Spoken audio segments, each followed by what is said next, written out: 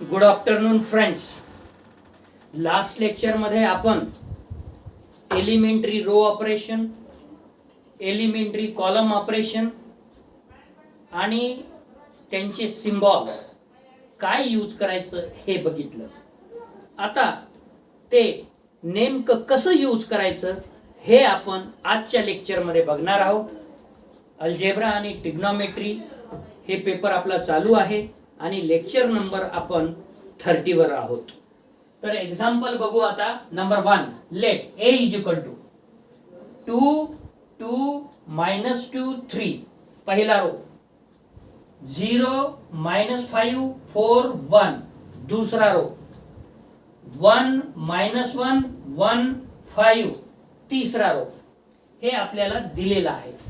जे आपण रोचे 3 ऑपरेशन आणि कॉलमचे 3 ऑपरेशन बघितलेले आहेत ते आता कसं यूज करायचं हे तुम्हाला इथं क्लिअर होऊन जाईल. सध्या आपण या एक्झाम्पल वर रो ऑपरेशन बघणार आहोत. Solution. Given matrix is a is equal to 2 2 -2 3 ज्याला आपण R1 म्हणणार आहोत. आहेच ते R1. 0 -5 4 1 R2, 1 -1 1 5 R3. तर आपला पहिला रो ऑपरेशन आहे इंटरचेंज. तुम्ही 12th स्टँडर्ड मध्ये इंटरचेंज साठी अशा पद्धतीचा सिम्बॉल यूज केलेला आहे. R1 if and only if R2. परंतु आपण जसं जसं पुढे जाणार आहोत तसं तसं आणि रायटर जर बदलला तर त्याचे विचार बदलतात. तो हीच गोष्ट असं लिहितो. कसं लिहितो तो? R1, 2. याचा अर्थ मी R1 आणि R2 मध्ये बदल करणार आहोत. जे पहिले लिहिलेलं आहे तिथे दुसरा येईल, दुसऱ्याच्या ठिकाणी पहिला येईल. इथं मी त्या पद्धतीचं एरो सुद्धा केलेला आहे. दुसरा रो पहिल्या ठिकाणी आला, पहिला रो दुसऱ्या ठिकाणी गेला. बघा बरं तसं झालं का? मग देन ए. याचा अर्थ असा आहे की ए मॅट्रिक्स वर आपण असं एरो दाखवल्यानंतर R1, R2 हे ऑपरेशन करणार आहोत. R3 वर काही केलं का आपण? नाही. म्हणून R3 सगळ्यात पहिले जर लिहून टाकलं 1 -1 1 5 तर याचा विषय मिटला. आता या R1 आणि R2 मध्ये इंटरचेंज केलेला आहे. R1 च्या ठिकाणी R2 येईल, R2 च्या ठिकाणी R1 येईल. तर जे R1 होतं, R1 2 2 -2 3 2 2 -2 3 R2 च्या ठिकाणी आला. R2 काय आहे? 0 -5 4 1 R1 च्या ठिकाणी आला. 0 -5 4 1. आता मला असं म्हणता येईल की तुम्हाला हे आता एकदम क्लिअर झालेलं असेल. यामध्ये आपण आता पुढे काही चूक करणार नाही. इंटरचेंज करायचं म्हणजे नेमकं काय करायचं हे लक्षात आलं असेल. जर तुम्हाला R3 सोबत चेंज करायचं असेल तर इथं लिहावं लागेल R1, 3 R2, 3. अशा पद्धतीनं आपल्याला इंटरचेंज करता येईल. So clear. नाउ सेकंड काय आहे रो ऑपरेशन. जर एखाद्या रोला स्केलरनी मल्टिप्लाय करायचा आहे, नंबरनी मल्टिप्लाय करायचा आहे, ज्याला आपण थेअरी मध्ये लॅम्बडा म्हणालेलो आहे, त्या लॅम्बडाची किंमत 0 असता कामा नये. मग तो नॉन झिरो असला पाहिजे. मग इथं आपण ते 3 न मल्टिप्लाय करणार आहोत. कोणाला? R2 रोला. मग आता ए ला असं केलेलं आहे, पण याच्यावर सुद्धा करू शकतो. पण तुम्हाला क्लिअर व्हावं म्हणून ए मॅट्रिक्स जे दिलेली आहे त्याच्यावरच आपण हा दुसरा ऑपरेशन करणार आहोत. R2 वर. R2 इन ब्रॅकेट 3 चा अर्थ असा आहे, तुम्ही 12th स्टँडर्ड मध्ये हीच गोष्ट असं शिकले आहात. 3 × R2 म्हणजे R2 या रोला 3 न मल्टिप्लाय करायचं. तीच गोष्ट इथं लिहिण्याची पद्धत अशी आहे, R2 इन ब्रॅकेट 3. व्यक्ती बदलला तर विचार बदलते, पुस्तक बदलले तर सिम्बॉल बदलते. मला असं वाटते मी असं करायला पाहिजे, तो तसा करतो. त्यामुळे आता आपल्याला याला थोडंसं विसरायचं आहे आणि याचं आपल्याला प्रॅक्टिस करायची आहे. याला थोडंसं विसरायचं आहे आणि याची आपल्याला प्रॅक्टिस करायची आहे. तर मग आता दुसऱ्या रोला आपल्याला 3 न मल्टिप्लाय करायचं म्हणजे 0 मल्टिप्लाय 3 0, -5 मल्टिप्लाय 3 -15, 4 मल्टिप्लाय 3 12, 1 मल्टिप्लाय 3 3, 0 -15 12 3. यामध्ये पहिल्या रो मध्ये आणि तिसऱ्या रो मध्ये कुठल्याही प्रकारचं आपल्याला बदल करायचं नाहीये. आपण जेवढं म्हणलो तेवढं. जर कोणाला अजून बदल करायचा असं वाटत असेल तर त्यांनी मग इथे लिहायचं R3. काय लिहायचं त्यांनी? R3 मध्ये बदल करायचा आहे त्याला. कितीनं बदल करायचा आहे? 2 न बदल करायचा आहे. सो राईट डाऊन लाईक दिस. म्हणजे काय होईल? इथं सुद्धा डायरेक्ट तुम्ही आता लिहू शकता 2 -2 2 10. Is it clear? Yes, you better clear. तुम्हाला हे आता एकदम समजलं असेल. हे झालं दुसरा ऑपरेशन. आता आपण तिसरा ऑपरेशन करणार आहोत आणि महत्वाचं ऑपरेशन आहे. या तिसऱ्या ऑपरेशन मध्ये विद्यार्थी घाई करतात आणि चुका करतात. आणि चूक जर झाली तर जिथपर्यंत बरोबर होतं तिथपर्यंत बरोबर. एक वेळा तिथून चूक केल्याच्या नंतर पुढे सगळं चुकतं. त्यामुळे केअरफुली तुम्ही 12th स्टँडर्डला जर तुम्हाला R2 आणि R3 मध्ये ऑपरेशन करायचं असेल, R3 ला 3 न मल्टिप्लाय करायचं असेल, त्याच्यासोबत ऍडिशन R2 ची करायची असेल तर लिहिण्याची पद्धत होती R2 प्लस 3R3. पण आता तुम्ही हीच गोष्ट इथे शिकणार आहात. R2, 3 इन ब्रॅकेट 3 याचा अर्थ R3 ला 3 न मल्टिप्लाय करायचं आणि R2 सोबत ऍडिशन करायचं.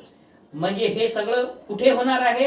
हे होणार आहे R2 मध्ये. मग R1 आणि R3 आपण जशाला तसं लिहून टाकू. R2 R1 2 2 -2 3, R3 1 -1 1 5. Okay, clear. त्या दोन रोचं तर काही विषय नाही. आता R2 चं काय करायचं? R2 काय आहे आपला? R2 काय आहे? इथं बघा. R2 आहे 0 -5 4 1, 0 -5 4 1 आणि 3R3. म्हणजे हे होईल इथं 3 कॅल्क्युलेशन करूनच दाखवतो. हे होईल 0 -5 4 1. हे झाला R2. 3 न मल्टिप्लाय केलं R3 ला 3 -3 3 5. ठीक आहे. आता दोघांची जर ऍडिशन केली तर काय यायला पाहिजे हो? 3 + 0 is 3, -3 - 5 is -8, 3 + 4 is 7. इथं कसं झालं गड्या? 3 त्रिकी 9.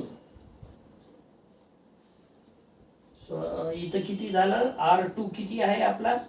R2 आहे 1 आणि R5 म्हणजे R3 3 न मल्टिप्लाय केलं तर हे होते 15 आणि ऍडिशन आली 16. 15 + 1 is 16. Is it clear? You better clear. आता आपण हीच कॅल्क्युलेशन जे रो ऑपरेशनचं बघितलं, एक एक्झाम्पल आपण कॉलम ऑपरेशनचं घेऊ. तर दुसरा एक्झाम्पल लेट A = 0 2 1 1 4 -5 -1 0 3 3 1 1. याच्यावर आपण आता कॉलम ऑपरेशन बघणार आहोत. Solution. Given matrix is A = 0 2 1, जे की रो 1 आहे. 1 4 -5 R2 आहे. -1 0 3 R3 आहे. 3 1 1 R4 आहे. 4/3 ची मॅट्रिक्स आहे.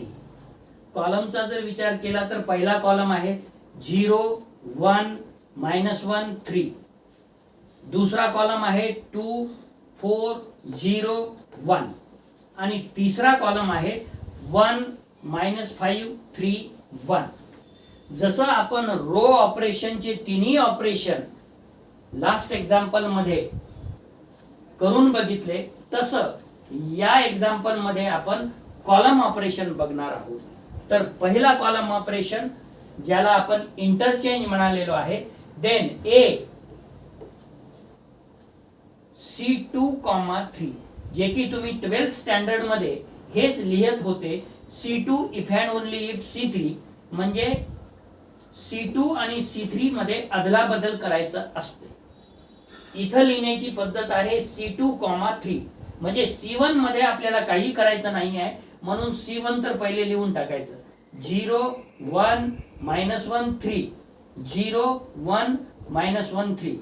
आता C2 आणि C3 चा बदल करायचं. C2 च्या जागी C3 येईल. 1 -5 3 1 1 -5 3 1. C3 च्या जागी C2 जाईल.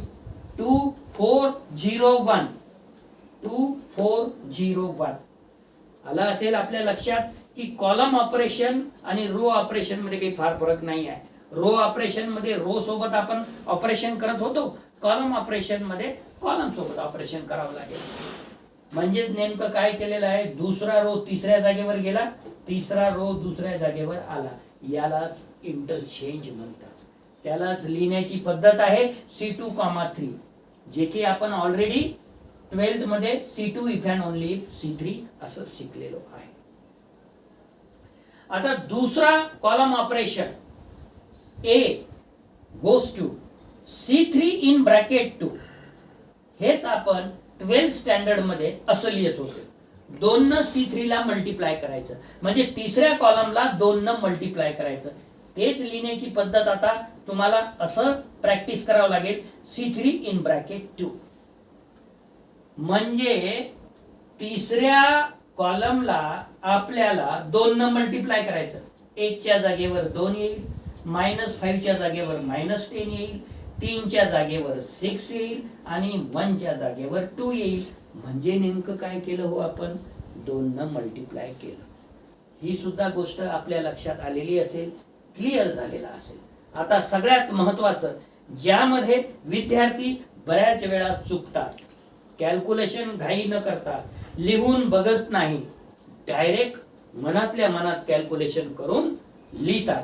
तर तसं करता कामा नये. कसं करायला पाहिजे हे मी आता सांगेल तुम्हाला. उदाहरणार्थ तिसरा आणि शेवटचा महत्वाचा column operation C1,3 in bracket 2 ज्याला आपण 12th स्टँडर्ड मध्ये असं लिहित होतो. C1 प्लस 2 टाइम्स C3 याचा अर्थ तिसऱ्या कॉलमला पहिले 2 न मल्टिप्लाय करा आणि C1 सोबत त्याची ऍडिशन करा. मग इथं कसं करायचं ते सांगतो. C3 काय आहे, 2 न मल्टिप्लाय करायचं. 2 -5 च्या ठिकाणी 10 6 आणि 2 हे झालं 2C3. आता याच्यामध्ये आपण करणार आहोत प्लस C1. काय आहे हो C1? 0 1 -1 3. आता याचं कॅल्क्युलेशन आपल्याला कधीच चुकणार नाही. उदाहरणार्थ C1 मध्ये काय होईल मग, 0 + 2 2 1 - 10 -9 -1 + 6 5 3 + 2 5. अशा पद्धतीनं जर आपण केअरफुली कॅल्क्युलेशन केलं तर कुठल्याही प्रकारचं कॉलम ऑपरेशन असू द्या, कुठल्याही प्रकारचं रो ऑपरेशन असू द्या आणि कितीही मोठे नंबर असू द्या, आपण व्यवस्थित ते करू शकतो.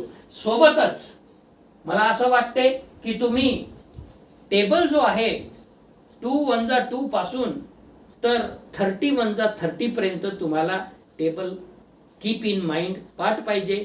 तुम्ही ते करणार आहात.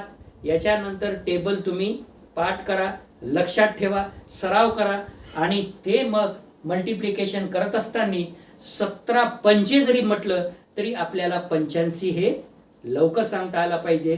मग ते 1 7 × 5 7 5 35 5 3 × 7 1 7 17 × 5 7 5 35 5 3 7 1 7 आणि 3 कसं काय हो, एक जस्ट मिनिट. 17 पंचे 85. हां,